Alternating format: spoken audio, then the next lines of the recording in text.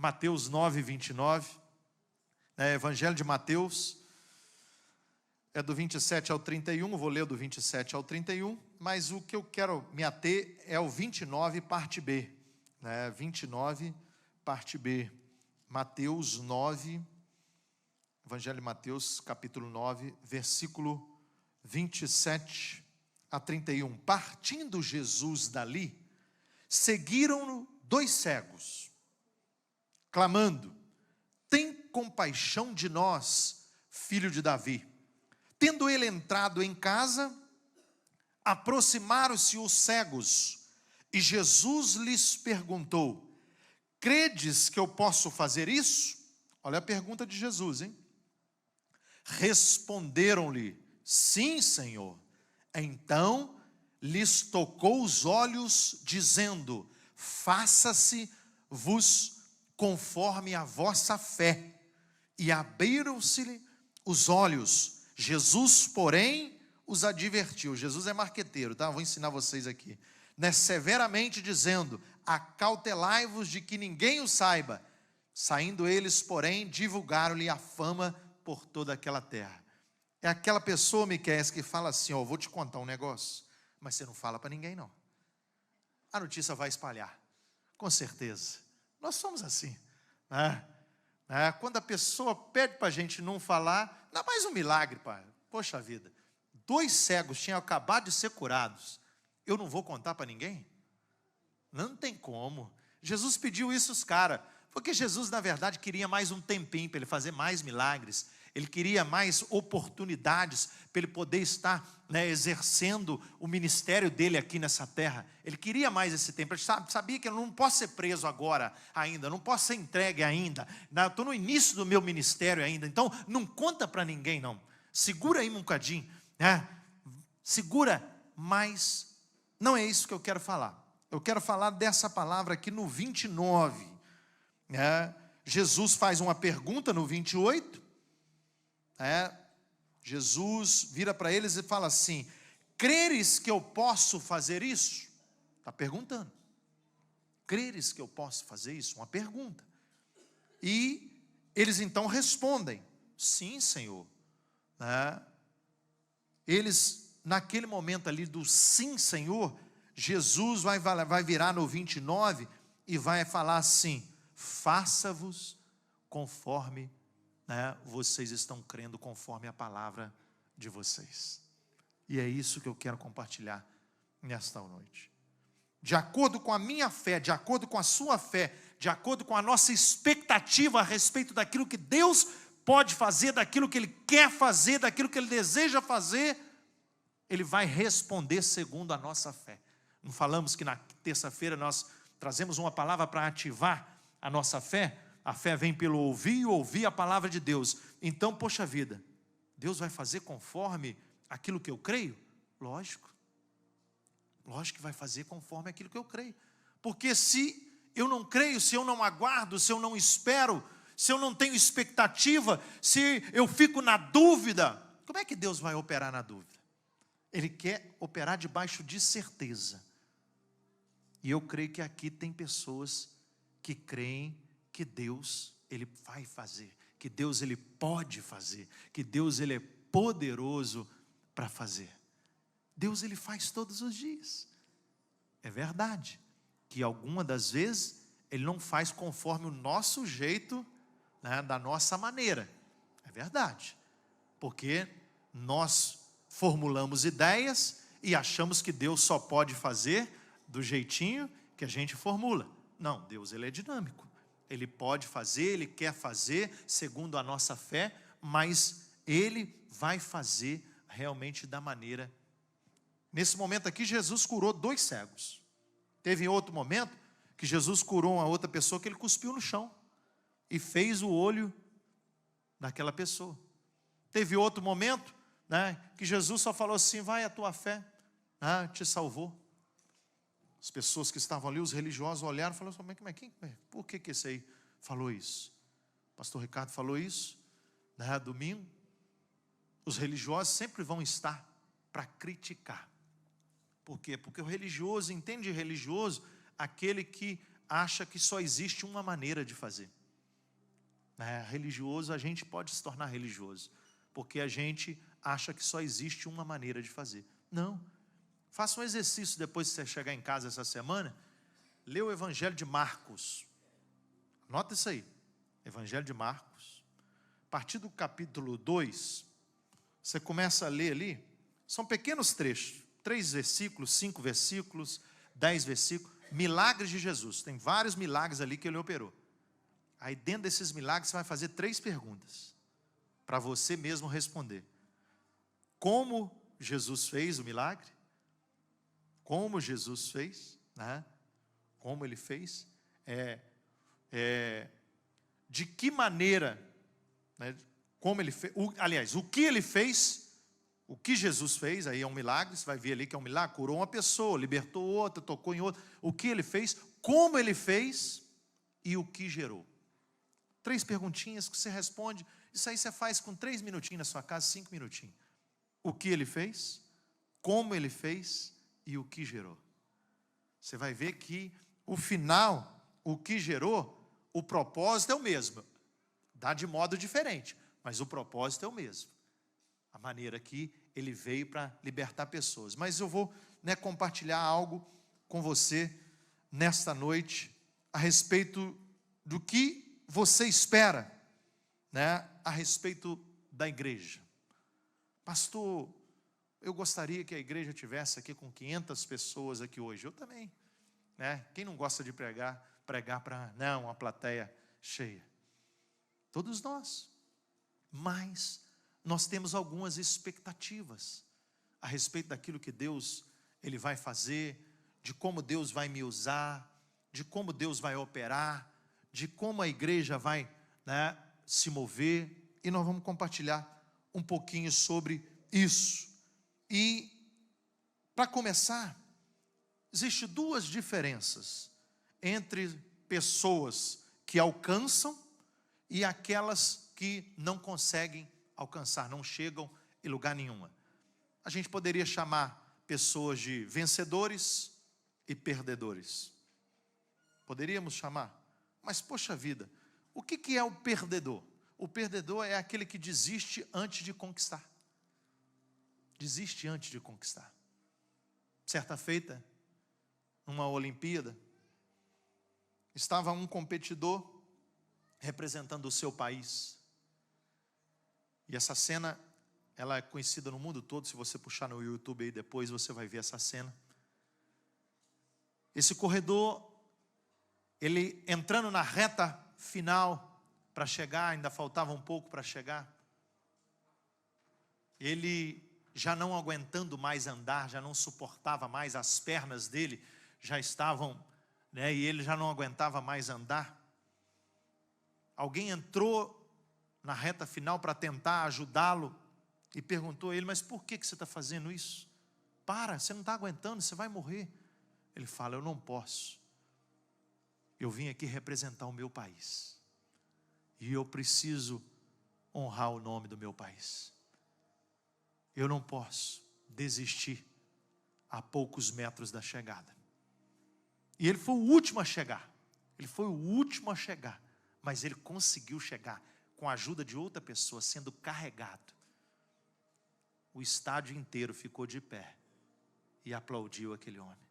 Ninguém aplaudiu aquele que chegou em primeiro lugar. Ninguém lembra do nome daquele que venceu essa corrida. Mas o mundo inteiro lembra do nome dessa pessoa. Porque ele chegou.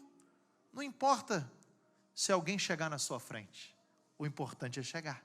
Nós precisamos chegar. Ah, pastor, mas o galardão do outro é maior do que o meu. Não preocupa com isso não. Não preocupa se o outro tem um galardão maior do que o seu, não. Se nós chegarmos no céu, já está bom, Miquel.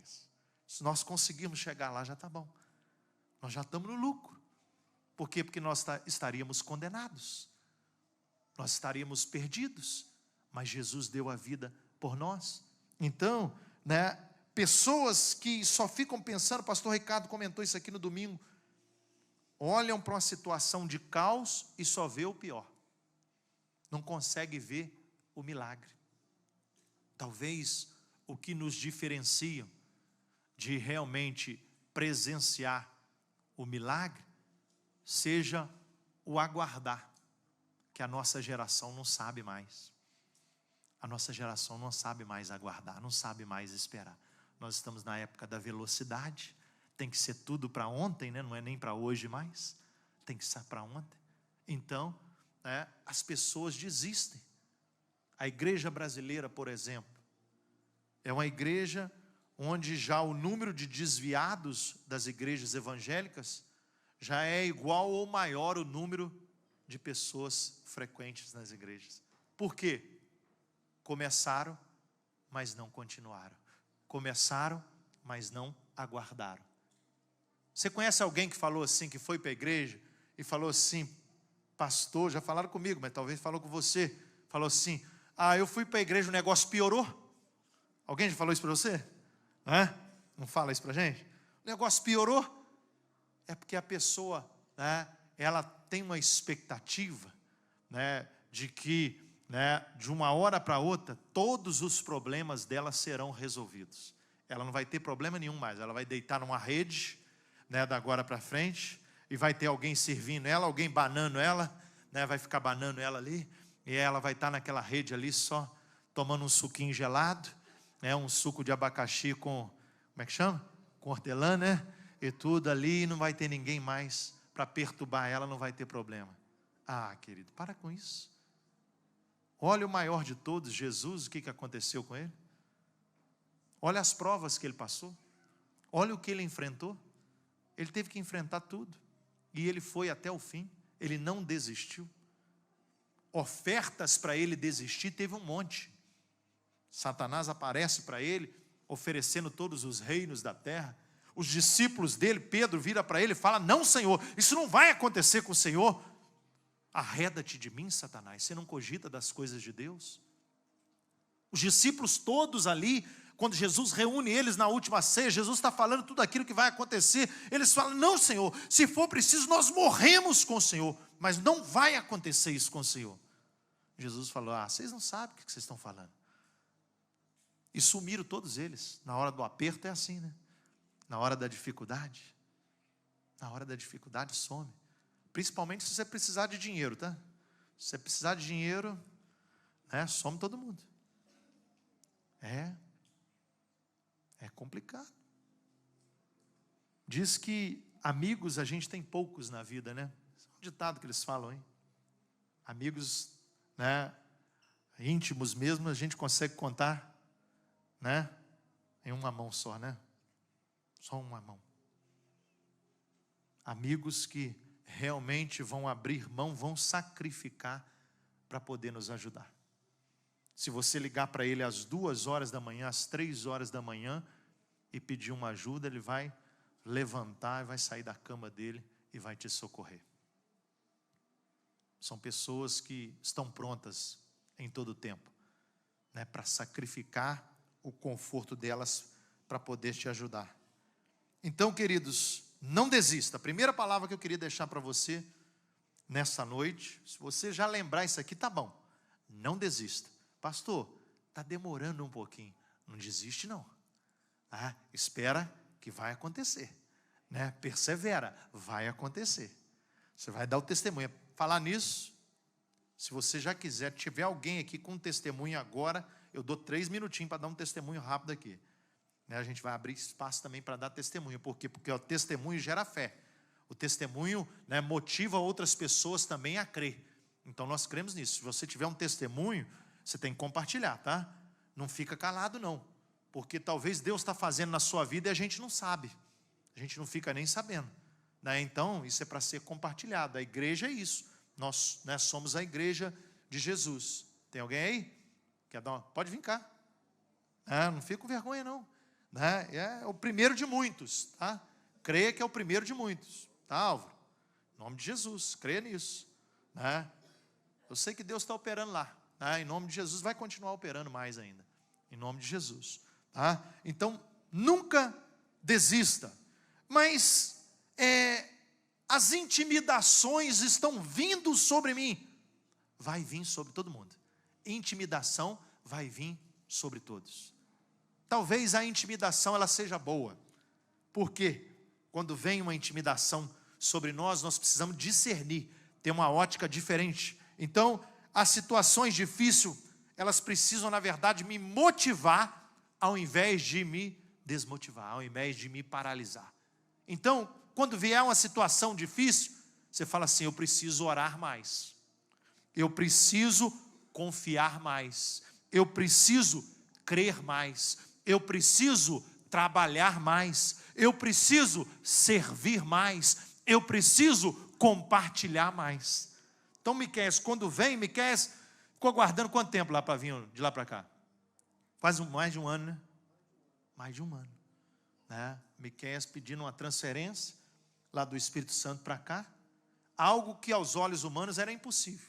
Um dia eu e ele fomos lá em Itapiruna, né? Ele não estava conseguindo vir para Muré, fomos lá em Itapiruna, para ver se a gente conversava com o prefeito, para ver se a gente encontrava um secretário lá, né? Fomos lá, conversamos com algumas pessoas, encontramos, né, algumas pessoas aqui, num departamento aqui, no outro departamento ali, tentando juntar papelada, fazer isso, fazer aquilo, mas não era da vontade do Senhor que ele viesse para Itapiruna, né? Porque ele já tinha tentado vir para Muré, numa outra oportunidade, né? Não tinha aberto a porta, mas, né, ele era guarda municipal lá no Espírito Santo, e isso é difícil, você conseguir uma transferência, né, porque a profissão dele era municipal, né, né, de um município, conseguir uma transferência de um município para um outro município, de um outro estado, é difícil demais. A minha esposa, quando casou, ela tentou fazer isso e não conseguiu. Minha esposa trabalhava no Detran do Rio de Janeiro, em Barra Mansa, só que para uma empresa terceirizada que prestava serviço para o Detran, que pegou, né, todo o serviço do Detran do Rio de Janeiro na época, mas ela tentou transferência, né, para Minas Gerais na época, não conseguiu. Como ela não conseguiu, ela tentou para Itapiruna ou Pádua, que era mais próximo aqui. Não conseguiu também na época. Ficou desempregada, né, deu baixa no serviço, ficou desempregada 4 meses depois que nós casamos, até conseguir um trabalho aqui em Muré. Tinha um bom trabalho, um bom salário, veio para cá, ficou desempregada, e quando começou a trabalhar, começou a ganhar um salário mínimo. Mas é fé, né, daquilo que Deus poderia fazer. E ela não ia perder o bonitão, né? Não podia perder essa, né? Então, ela estava com medo do bonitão escapar, né? Né, minha senhora? Estava com medo do bonitão escapar, falou: não, tem que ir embora, vou, né, logo dou baixa nisso. O pastor Cadu não está aqui hoje, então agora é eu, né? E ele que gosta de falar essas coisas, né? Estou brincando, tá, queridos? Então, agora, Satanás tem um lema. Qual que é o lema de Satanás? Nós não damos crédito para ele, mas ele tem um lema. O lema dele é: você não vai conseguir. Esse é o lema dele. Esse é o lema de Satanás. Você não vai conseguir. Mas lembra de uma palavra? Ele é mentiroso desde o princípio. Ele é mentiroso. Ele fala isso para ver se alguém acredita na mentira dele. Ele tenta isso, falar isso, que a gente não vai conseguir. Mas ele é mentiroso. Ele é o pai da mentira. Ele mentiu desde o princípio.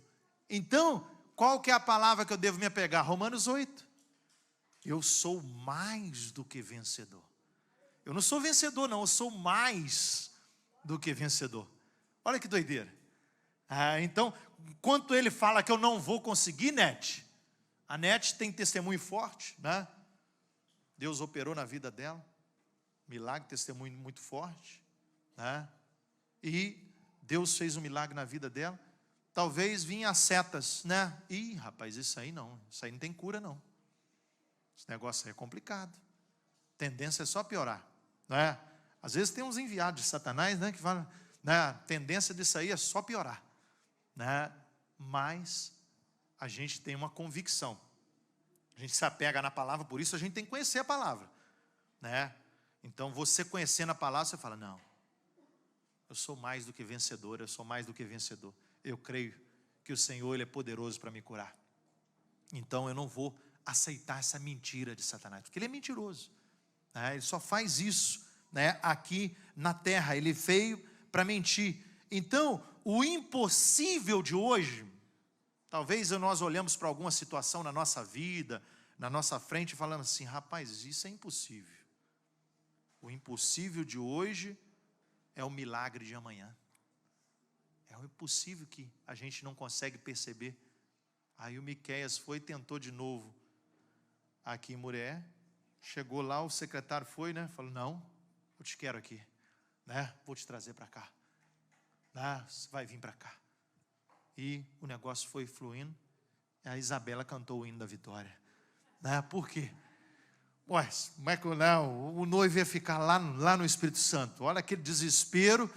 Ela não trabalhava porque só ficava no telefone. Né, Isabela? Estou entregando ela aqui, né?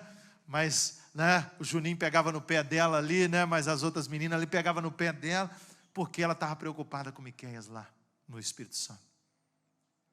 E o Miqueias foi livre lá de morte. Um amigo dele morreu do lado dele. Do lado dele. Ele brincando com um amigo dele no bar, né, Miqueias? Na lanchonete do amigo dele. Um amigo que ele construiu lá, uma pessoa que ele considerava como da família. Brincando ali, os dois ali, não tinha movimento na lanchonete. Chegou um assaltante, né, armado. E ele, como guarda municipal, estava armado? Não estava armado na hora, graças a Deus que não estava armado. Né, que ele não estava armado na hora. Mas o amigo dele, o dono da lanchonete, reagiu. Reagiu, né, foi baleado. Socorreram ele, mas ele morreu. Na frente dele. Então, as coisas acontecem. Em todo lugar. Estão acontecendo, mas o Senhor está guardando. Cada um de nós, Ele está nos sustentando. Tem uma frase do Rick Warren que fala o seguinte. Ele diz que pessoas qualificadas estão prontas para me ajudar na hora certa e de forma certa. Sempre terá pessoas para me ajudar. Jesus ajudou esses dois cegos. Na verdade, mudou a vida deles completamente. Você imagina o que é não enxergar naquela época, 2000 anos atrás? Hoje já tem recursos, né? Eu conheço um menino, fiquei conhecendo ele há pouco tempo agora, o Léo. Um menino bacana, lindo demais. Cego, o Léo, mas que menino inteligente. Ele, com a turma que está na faixa etária dele, 6º ano, 5º ano, 4º ano, essa turma que está mais ou menos na faixa etária dele, ele dá banho nos outros todos que enxergam.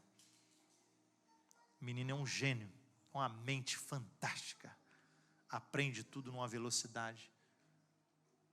Por quê? Porque às vezes, né, a gente olha para uma pessoa que tem, né, um problema na visão e a gente acha que isso aí é uma deficiência, mas não é deficiência.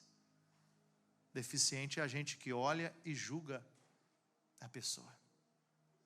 Por quê? Porque Deus coloca pessoas. Sabe o que Deus fez na vida desse menino? Colocou um voluntário, uma pessoa para dar aula para ele e ensinar braille para ele.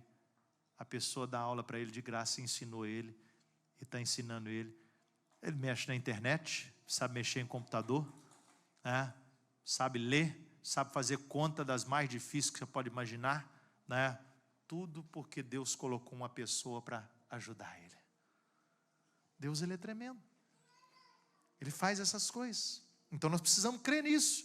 O discípulo, eu e você, porque Lucas 9:62 fala que ninguém que põe a mão no arado e olha para trás é apto para o reino de Deus.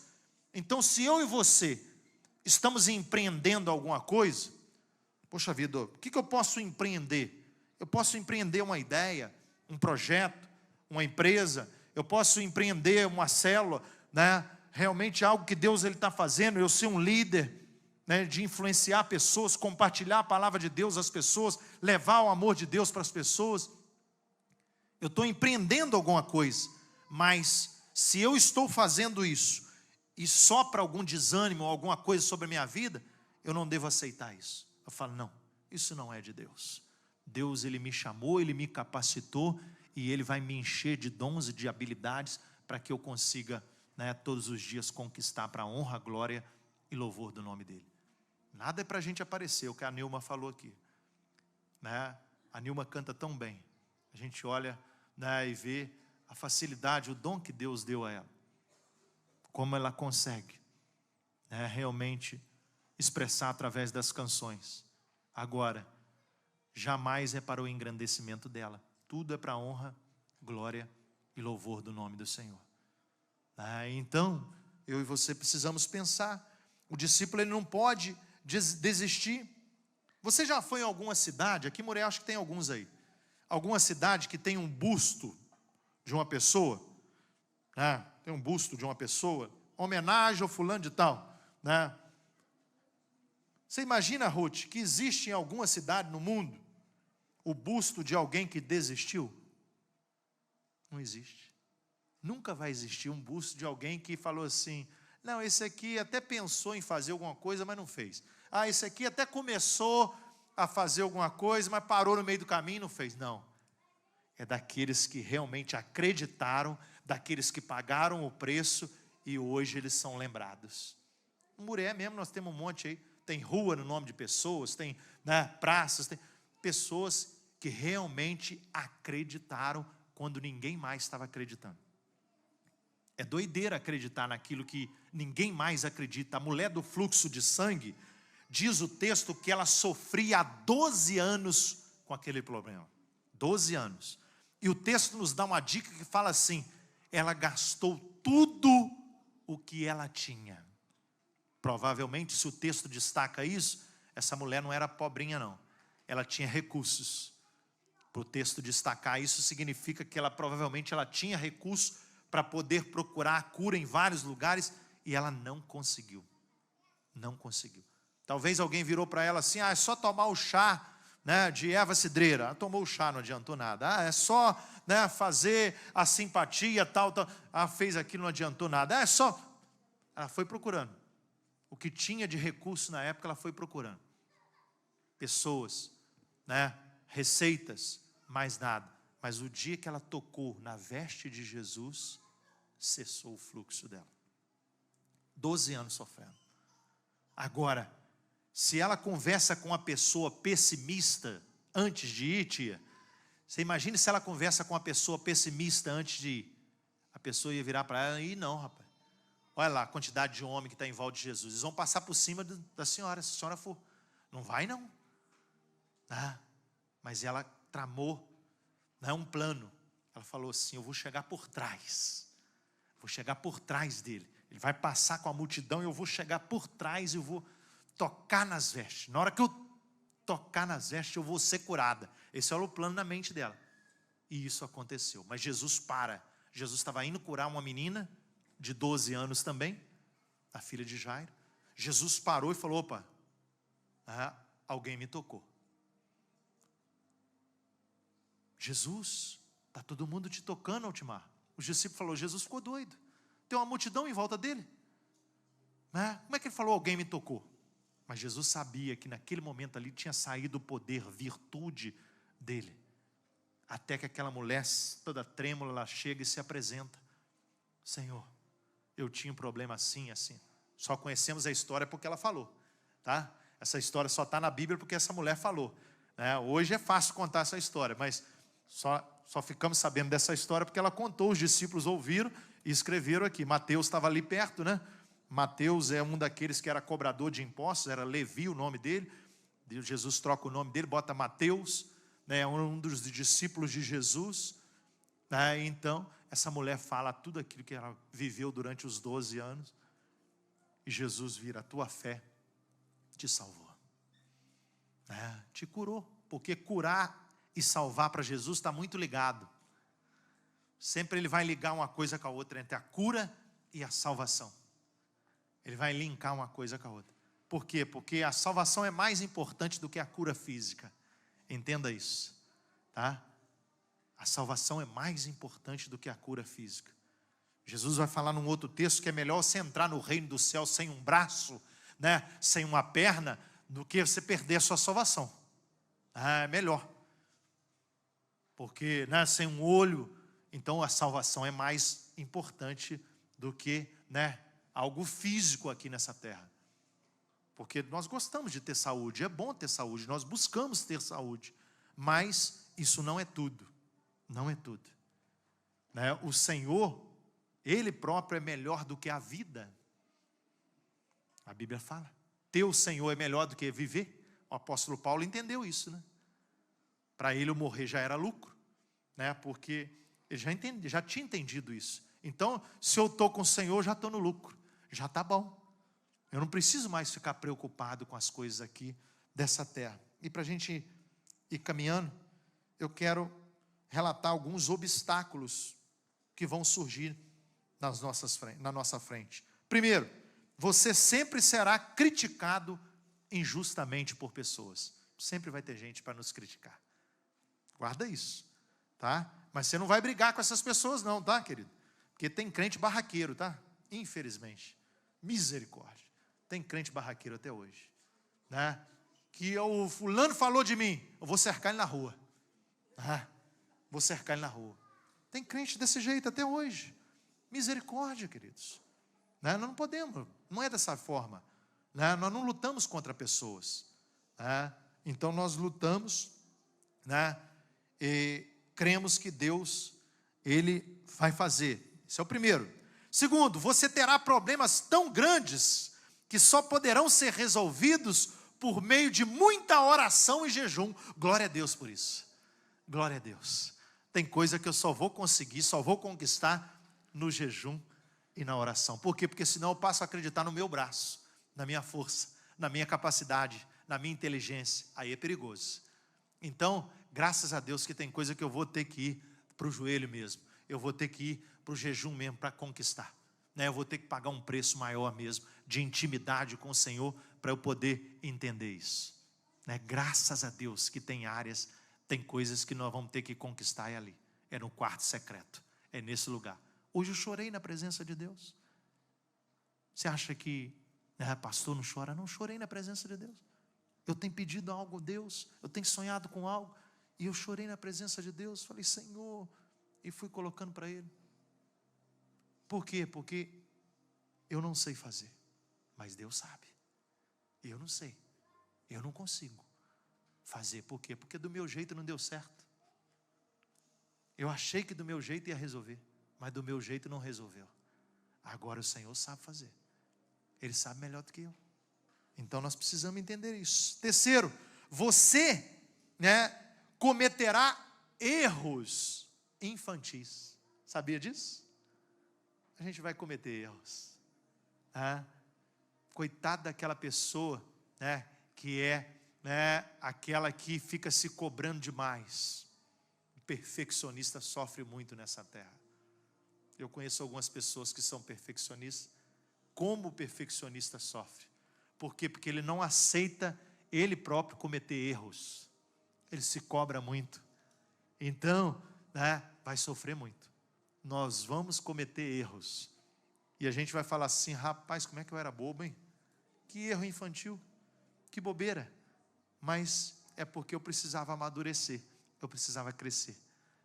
E Deus, Ele nos ensina. Quarto, seus sonhos serão tão grandes que você fracassará a menos que Deus faça um grande milagre. Graças a Deus por isso. Os sonhos nossos são tão grandes, porque a gente imagina coisas assim, miraculosas, né? Se é miraculoso, é só um milagre, para realizar isso tudo que a gente imagina, tudo que a gente pensa, tudo que a gente quer. Então, graças a Deus, que só vai acontecer certas coisas que nós sonhamos, se acontecer um milagre, se acontecer uma operação divina, algo vindo do céu e mudar aquela situação. Graças a Deus, porque isso é dependência, é reconhecer que nós precisamos dele. Quinto, outros tomarão crédito por seu árduo trabalho. Já aconteceu isso com você? Já aconteceu comigo. Eu fazia tudo, rapaz. Quem tomava o crédito era o outro. Puxa vida, rapaz. Impressionante. Meu trabalho, trabalhei 16 anos na Ford. Enjoei de carregar pedra e o outro, tomar o meu lugar, tomar crédito. Mas eu não desisti não. Continuei. Por quê? Porque eu entendia que eu não trabalhava para o meu patrão. eu trabalhava para Deus. O dia que a gente entender que a gente trabalha para Deus, mas você não trabalha para o seu patrão? Não, não trabalho não. Meu patrão pode viajar para ficar 30 dias nos Estados Unidos, que eu continuo trabalhando do mesmo jeito. Né? No mesmo horário, chegando no mesmo horário. É desse jeito. Agora, né, tem uns abençoados que, né, se o patrão, né, viajar, ele não trabalha. Ele vai para o estoque da loja, ele faz uma caminha lá, bota um papelão no chão, vai dormir lá. Eu conheci algumas pessoas, amigos meus, né, que ia lá para cima, para o estoque, lá em cima, né, e tudo botava um papelão no chão lá, dormia a tarde inteira. Ficava dormindo. O patrão não está aí mesmo. Mas ele estava achando, né, que ele estava trabalhando para o patrão. Mas Deus está vendo tudo. Deus está vendo todas as coisas. Nós precisamos entender isso. Então, é na frente dele, né, ou na ausência dele. Eu faço do mesmo jeito, porque eu faço para Deus. Então, eu faço da melhor maneira, com maior zelo, com maior dedicação. Mas e se eu não for reconhecido, pastor? Não tem problema. Não tem problema não. Né? Deus já viu. Não precisa buscar reconhecimento aqui nessa terra, não preocupa com isso não. Por quê? Porque o que vai mais acontecer mesmo é a gente não ser reconhecido. É o que mais vai acontecer. Mas tá bom do mesmo jeito. Vamos finalizando. Né? Espere por resistência, pastor Ricardo falou sobre isso. Espere oposição, crítica, maledicência. Sempre vai existir. Sempre vai existir alguém criticando a gente. Nós precisamos ser, né, vacinados contra isso. Não esquenta a cabeça com isso não. Cedo ou tarde, pessoas da sua confiança vão te deixar. Grave isso. Cedo ou tarde, pessoas da sua confiança vão te deixar. Pastor, mas eu confiava tanto naquela pessoa. É assim mesmo. Cedo ou tarde. Acontece com todo mundo na vida. Então não esquenta a cabeça com isso não. Continue aquilo que Deus te chamou para fazer. Sempre vai acontecer. Por quê? Porque eu costumo falar o seguinte: a pessoa que está lá no Japão, ela não pode fazer nada contra você. Você nem conhece ela, não sabe nem o nome dela, ela está do outro lado da terra. Ela vai fazer algum mal contra você? Lógico que não. Quem vai fazer mal é quem está pertinho. É o relacionamento. É o mais difícil da gente enfrentar, o relacionamento uns com os outros. Então são essas pessoas que vão nos ferir, que vão nos decepcionar. São essas pessoas que vão nos abandonar. Aqueles que estão mais próximos. Então, pastor Cláudio Duarte, que conta umas piadas, né, engraçadas, né? Aí, gosto de ouvir algumas dele, né? Ele fala daquela que o marido morreu. A mulher foi para o enterro do marido. Foi para o enterro do marido. Ia estar na beirada do caixão, abraçando o caixão. Me leva também, Senhor, me leva também, Senhor. Eu não aguento ficar nessa vida. Senhor, meu marido, me leva também, me leva também. Chegou a hora de enterrar o homem. Enterrou o homem. E ela ali na beirada ali da cova, ali, rapaz, botou o pé assim, o caixão está descendo, desbarrancou um pedaço do barranco. Ela caiu lá dentro, junto com o caixão. Me tira daqui, pelo amor de Deus! Me tira daqui! Por quê? Que vai nada, para com isso. Minha esposa fica brava comigo: amor, se eu morrer primeiro, você casa de novo? Eu falei: caso. Eu vou ficar sozinho para quê, rapaz? Ela fica brava comigo, me bate, fica... Para com isso, gente. Nós nos aliançamos até que a morte nos separe, mas um pode morrer primeiro do que o outro. A gente diz: ninguém sabe o dia de amanhã. E eu falo com ela: se eu for embora primeiro, você casa de novo, não fica sozinha não. Para que ficar sozinho? Você imagina, irmão, a pessoa ficar sozinha numa casa é ruim demais, gente. Você imagina ficar velho então sozinho, é ruim demais. Vai ficar velho sozinho? Misericórdia, um tem que cuidar do outro. Um tem que ajudar o outro. Mas nós vamos seguindo. Espere pela apatia e indiferença de alguns que ficarão. Espere, você vai esperar assim, rapaz, aquele cara agora vai. Vai nada. Está apático. Você acha que vai, você investe na pessoa, você acredita, você fica numa esperança danada e não vai, né? Vai acontecer isso. John Stuart Mill, ele fala o seguinte: você deve ser decidido. Uma frase dele: você deve ser decidido. Busque por aquilo que você decidiu buscar. O que é, pastor? Não sei, eu sei que decidiu. Você decidiu buscar isso? Seja decidido. Busque aquilo que você decidiu buscar. Então seja decidido. Você decidiu algo, busque aquilo, né? Se envolva, né? Se empreender mudança fosse fácil, todo mundo mudaria. Todo mundo mudaria. Mas empreender mudança não é fácil. Mudar hábito, então, misericórdia. Alguém aqui já falou que ia fazer um regime? Alguém aqui já começou na academia e parou? Mudar um hábito é muito difícil, gente. Sacrificar, abrir mão. Alguém falou que ia acordar às 5:30 da manhã, né, ia dar uma caminhada. Queridos, a gente fala isso, a gente promete toda segunda-feira quase. Mudar um hábito é muito difícil. Mas se eu decidir uma coisa, eu preciso buscar ela. Eu preciso empreender isso. Então não é fácil. Tem uma frase, do Rick, novamente, Rick Warren, que ele fala o seguinte: eu não sei o segredo do sucesso. Olha bem, esse homem, um homem que começou uma igreja nos Estados Unidos, o avô dele era batista, o pai dele era batista, ele formou no seminário batista, e todo mundo achando que ele ia ser pastor batista, ele falou: não, eu vou abrir um ministério independente. Mudou ele, a esposa dele e o filho para uma cidade onde ele não conhecia ninguém, alugou um caminhão, botou a mudança dele dentro, parou no centro dessa cidade, nesse lugar que Deus tinha dado para ele. Não tinha dinheiro no bolso para alugar a casa onde ia morar, não tinha dinheiro no bolso, não sabia como é que ia acontecer. Ele chegou, na hora que ele parou o caminhão, mandou o homem da mudança para o caminhão aí, parou, olhou assim, viu uma placa de uma imobiliária, chegou na imobiliária, se apresentou, pediu para falar com o dono da imobiliária e falou: seguinte, Deus me mandou vir para esse lugar, eu vou montar uma igreja nesse lugar, no condado de Orange, nos Estados Unidos. Eu vou montar uma igreja aqui, só que eu preciso de uma casa para morar. Estou com a minha esposa aí no caminhão, minha mudança, meu filho, todo mundo aí, eu não tenho lugar para morar.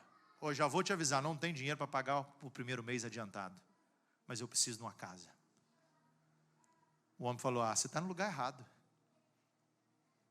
Sem dinheiro aqui não tem jeito, você está no lugar errado. Mas depois de meia hora de conversa, o homem arrumou uma casa para ele. Jogou a mudança dele, desceu a mudança do caminhão, desfez a mudança. O cara da imobiliária acompanhou ele. Ele virou para o cara da imobiliária e falou: amanhã tem uma célula aqui na minha casa, tem um grupo aqui na minha casa. Eu, a minha esposa e meu filho, vou ser o nosso primeiro convidado. Vai ser a primeira reunião nesse lugar. Foi o primeiro convidado dele. Aquele homem foi. Hoje esse homem tem uma igreja referência no mundo todo, que treina pastores e líderes no mundo inteiro. Mas não foi fácil. Ele falou que tinha semana que ele não sabia o endereço da igreja dele. A igreja dele mudou tanto, que tinha semana que ele falava: onde que é a minha igreja mesmo? Ele não sabia onde que era a igreja dele, porque ele alugava uma sala, a sala enchia, ele tinha que mudar para uma outra sala. A sala enchia, ele mudava para um outro lugar. Ali enchia, ele mudou para o cinema da cidade. Ali encheu, ele mudou para um outro lugar maior, e foi para uns estádios, até que ele levou quase 20 anos para comprar o terreno da igreja. Quase 20 anos para comprar o terreno onde se constrói a igreja, onde se construiu a igreja. Mas hoje é um templo gigantesco, onde os estacionamentos é um jardim, aquele jardim maravilhoso que você vê na televisão nos Estados Unidos, aquele jardim maravilhoso, que você estaciona o seu carro, tem uma pessoa lá no estacionamento para manobrar o seu carro, uma pessoa para te recepcionar, Aí você entra na igreja dele. Se você for de outra igreja, de outra denominação, ele fala: olha, aqui não é o seu lugar, volta para a sua igreja. Aqui é uma igreja para aqueles que estão perdidos, para aqueles que estão lá fora. Eu não faço culto para pessoas de outras igrejas, eu faço culto para as pessoas que estão perdidas. E ele pensa 24 horas de como ele vai agradar as pessoas lá de fora para elas virem para a igreja. Ele fala o seguinte: nós não criamos ondas, quem cria onda é Deus. A gente só pega as ondas. Nós precisamos aprender a surfar as ondas. O homem não cria as ondas, ele só surfa as ondas. Então nós precisamos, ele falou que aprendeu a andar na crista da onda.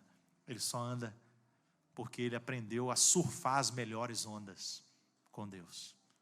E esse homem fala uma frase seguinte: eu não sei o segredo do sucesso, mas o segredo do fracasso é tentar agradar todo mundo. O segredo do fracasso é tentar agradar todo mundo. Nós não vamos conseguir. Não tem jeito de conseguir agradar a todos. Alguém vai falar mal da gente, alguém vai criticar, alguém vai desanimar, alguém vai parar, né? Sempre vai acontecer. Mas eu e você já fizemos uma escolha. Não tem volta. Aquele que bota a mão no arado e olha para trás não é apto para o reino. Então eu não olho mais, eu olho para o autor e consumador da minha fé, que é Jesus, e não desisto nunca. Pastor, o senhor não sabe o que eu estou passando. Queridos, eu creio que o seu problema não foi maior do que o de Jesus. Talvez ele seja maior do que o meu, mas maior do que o de Jesus não foi. Jesus vira para Deus, olha para aquela multidão que o estava crucificando e fala: Pai, não coloque sobre eles essa culpa. Não impute sobre eles essa culpa. Você imagina o que é isso, Miquel? Sendo crucificado, levando o pecado de toda a humanidade sobre ele, e ele roga em favor daqueles. Qualquer um diria: Deus, né, extermina. Aquilo que o pastor Ricardo falou, que as músicas de hoje, né, as músicas de hoje é de vingança, né? Quando eles estiverem no palco, eles vão, né, bater palma para você. Eles vão, né, eles vão estar na plateia, né, e vão ver você no palco. Vingança. Isso é vingança. Eu tinha um amigo meu que trabalhava comigo. Ele virava e falava: esse hino é o meu hino. Ele falava comigo: esse hino é o meu hino. Por quê? Porque ele tinha raiva de todo mundo que virou as costas para ele lá atrás. Então ele falava que era o hino dele. Mas, né, nós entendemos. E para fechar, né, eu só queria deixar um versículo de Neemias. Neemias virou, quando veio os convites, Neemias capítulo 6, veio os convites das pessoas que tentaram chamar ele, para distrair ele, até com boas intenções talvez, porque talvez a pessoa vai te chamar para um churrasco. Poxa vida, mas me chamaram para um churrasco, Altimar. A gente não costuma negar um churrasco, né? Mas se você estiver salvando uma pessoa, abandona o churrasco. Deixa o churrasco para outra hora. Eu estou empreendendo uma grande obra, eu estou fazendo uma grande obra. Eu não posso parar a obra que eu estou fazendo agora, porque a vida vale mais. Neemias, né? Olha lá, olha os caras aí, ó. Sambalate, Tobias e Gesse. Esses caras, eles estavam tentando de tudo, né, para, né, distrair Neemias. Eles queriam, sabe o que eles queriam achar? Uma brecha ali. Mas não havia nenhuma brecha. Não tinha brecha. O homem de Deus não deixava brecha. Eu não posso parar. Segue aí para frente. Segue aí. Olha lá o que eles falaram. Neemias virou e mandou os mensageiros dar uma resposta para eles. Estou fazendo uma grande obra, de modo que não poderei descer. Por quê? Porque se eu descer, a obra vai cessar, enquanto eu a deixasse e fosse ter convosco. 4 vezes me enviaram o mesmo pedido, eu, porém, lhes dei sempre a mesma resposta. Então, eles mandaram a quinta vez ali, ó. Não desistiu não, mandaram a quinta vez, né, uma carta, mas ele não tirou a atenção dele da obra de Deus. 52 dias, fez uma obra que até hoje, engenheiros do mundo inteiro falam que seria impossível empreender uma obra daquela. Reconstruir os muros de uma cidade. Você imagina reconstruir os muros que cercam a cidade todinha em 52 dias. As portas estavam tudo queimadas e ele fez isso. Vamos ficar de pé? Pastor, eu estava pensando em desistir, mas eu vim aqui nessa noite e agora não vou desistir mais. Glória a Deus por isso. Pastor, eu estava achando que o meu problema era muito grande, né? Mas agora eu entendi que eu preciso continuar. Pastor, tinha pessoas me criticando, pessoas zombando de mim, pessoas tentando lançar uma palavra, né, contrária àquilo que Deus tinha falado. Se mantenha firme. Não abra a mão daquilo que Deus falou contigo. O inimigo, ele é mentiroso. Mentiroso. Amém?